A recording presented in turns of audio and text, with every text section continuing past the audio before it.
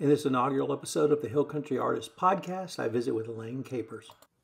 Hello, everyone. This is Tom Fox, and I'm thrilled to welcome you to the inaugural episode of the Hill Country Artist Podcast. And as my first guest, I have Elaine Capers. Elaine, thank you so much for joining me for this podcast. No, I'm thrilled to be here. Elaine, I've wanted to do this podcast for some time. The quality of artists in Kerrville, Kerr County, Hunt, in the Hill Country is just amazing. And I'm so thrilled that you would come down and visit with us today about yourself. I'm very pleased to have been asked. Let's start at the beginning. Where did you grow up? Grew up, born and raised in Fort Stockton, which is way West Texas on the way to El Paso, and was raised there. Could not have asked for a better place to grow up, and grew up with 17 cousins in the same town. And you couldn't swing a dead cat without hitting somebody in my family.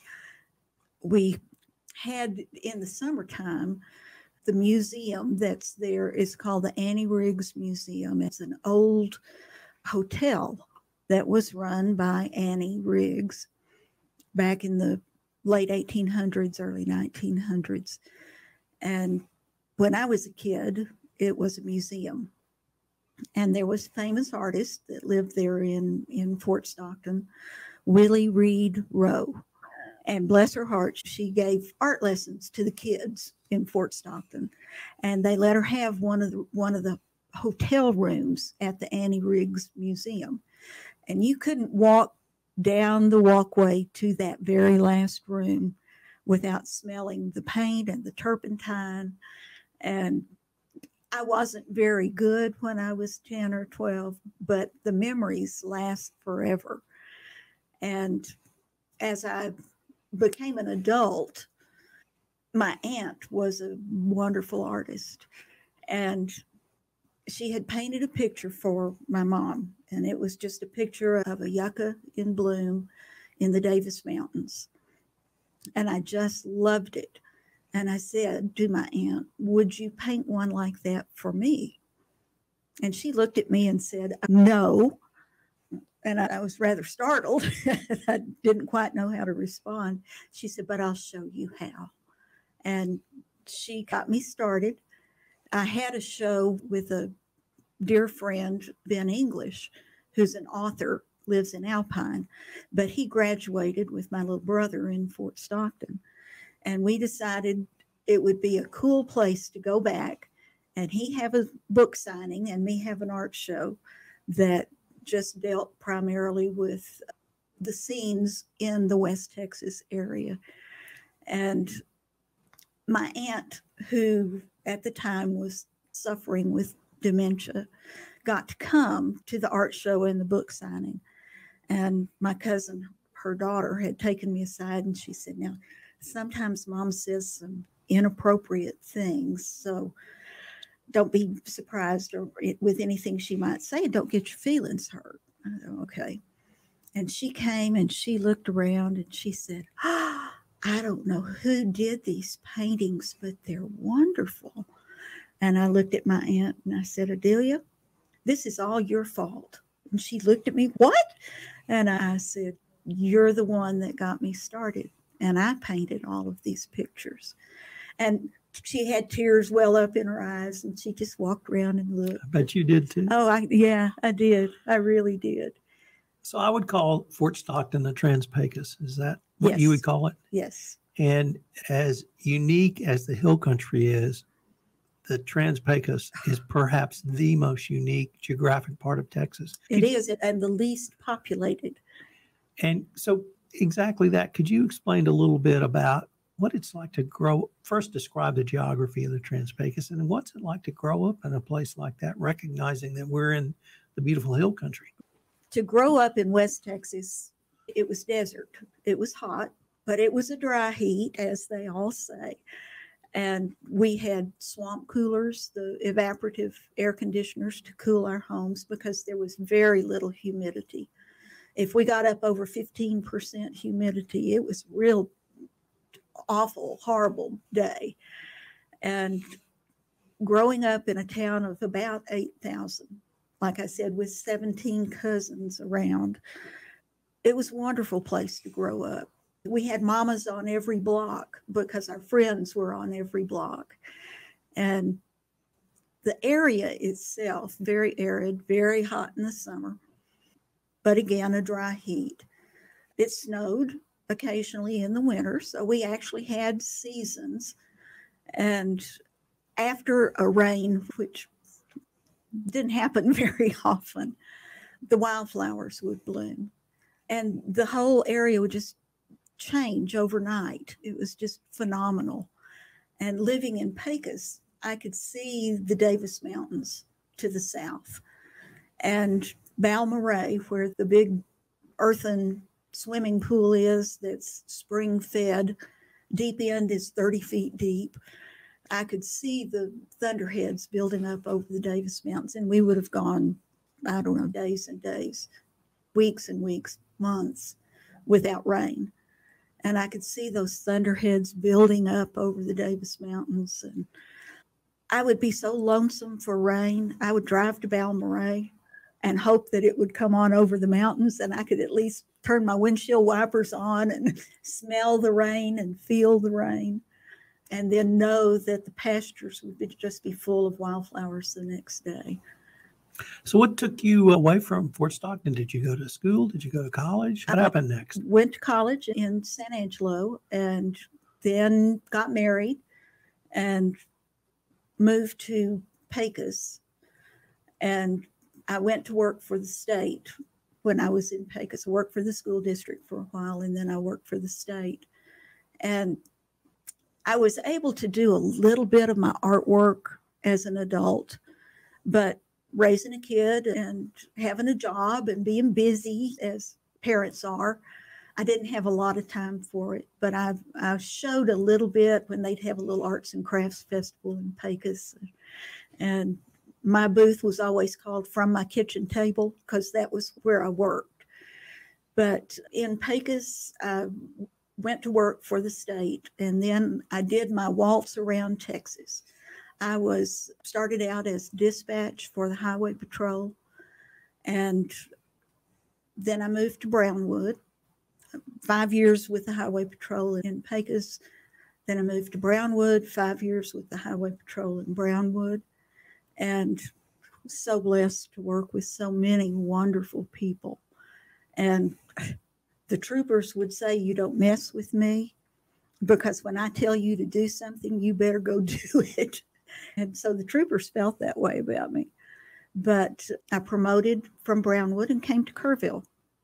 And I was able to buy a home in Kerrville because I knew this was where I wanted to retire. And the communications facility in Kerrville closed, and so I moved to San Angelo and was the supervisor for San Angelo and Ozona. And then I promoted again and went to Dallas and had all of the North Texas communications facilities that I supervised. And an opening came available in San Antonio, which was going to put me only an hour from home.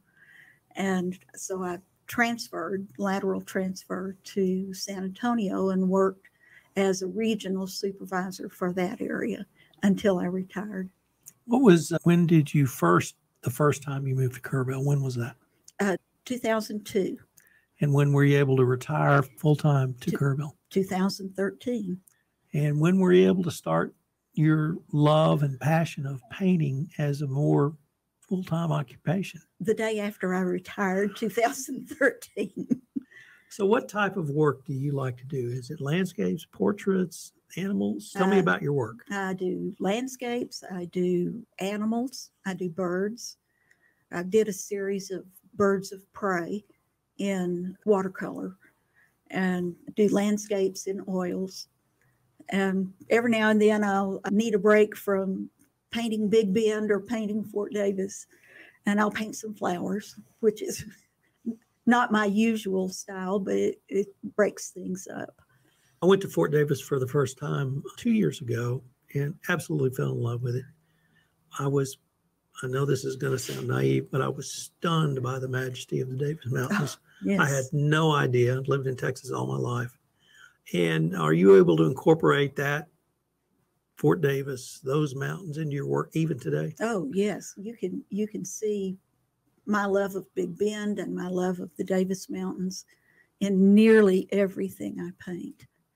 I branch out a little bit and we'll paint Guadalupe Peak in the Guadalupe Mountains or something from McKittrick Canyon in the Guadalupe Mountains.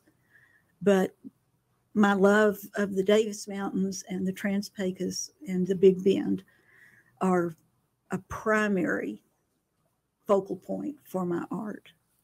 Also went to Big Bend for the first time, somewhat ashamed to admit that as a native Texan. And the thing that really struck me about Big Bend, it was three distinct ecosystems. Of course, there's deserts, there's glorious mountains, and there's also along the river, an incredibly lush and green area.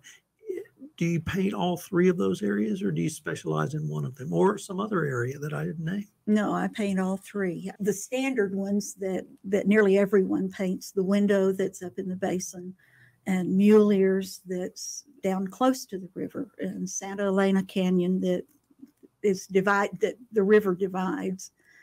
But when the purple sage is in bloom, you don't expect to see that in such an arid, rugged terrain. And then there's just these spots of purple all over. And in the Big Bend State Park, that used to be a private ranch, and now it's a state park, there are springs here and there. And you can tell where they are because there's trees and grass, and it's just lush.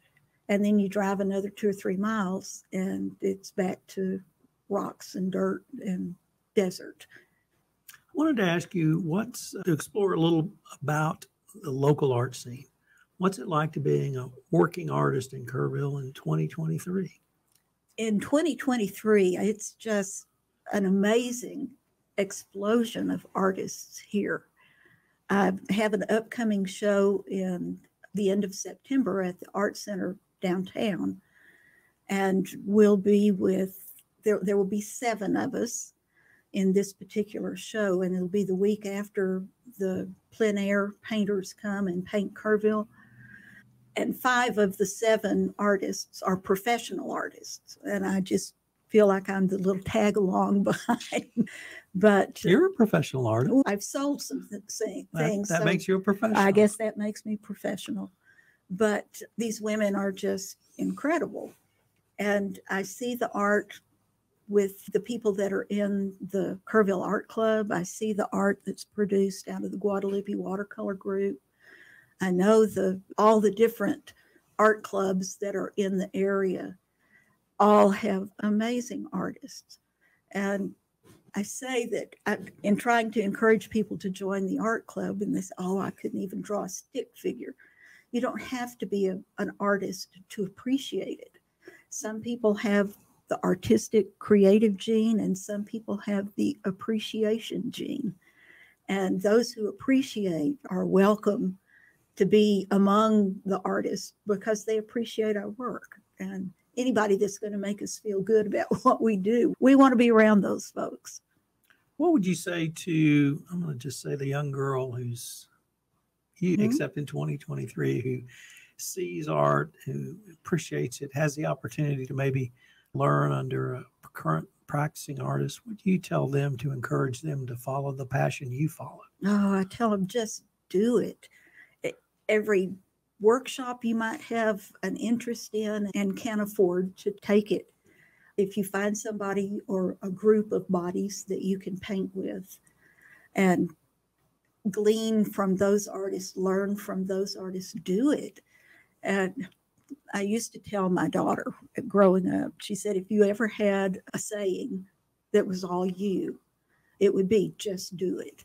Because I would tell her, go clean your room, just do it. Go clean your room. Study for that test, just do it. And with artists of all levels, just do it. And try all different things. Try watercolors, try oils, try acrylics, try pastels, try pencil. Just do it. If people wanted to see any of your work, where would be the best place they could go, Elaine? I have a Facebook page that's called Art by Elaine. I post a lot of things just on my Facebook page. It's just Elaine Capers. And I'm lucky enough to be able to show fairly often, either with the members show at KAC, the art club, the art center downtown, or with the art club, or with these beautiful women that I'm going to be showing with in September. And I really wanted to thank you for taking the time to visit with me, and I greatly look forward to your show in September. Thank you. I hope to see you then. All right. Tom Fox again. Thank you so much for listening to the inaugural episode of the Hill Country Artist Podcast. If you've enjoyed this podcast, I hope you'll subscribe, rate, and review wherever great podcasts are listened to. The Hill Country Artist Podcast is a production of the Texas Hill Country Podcast Network.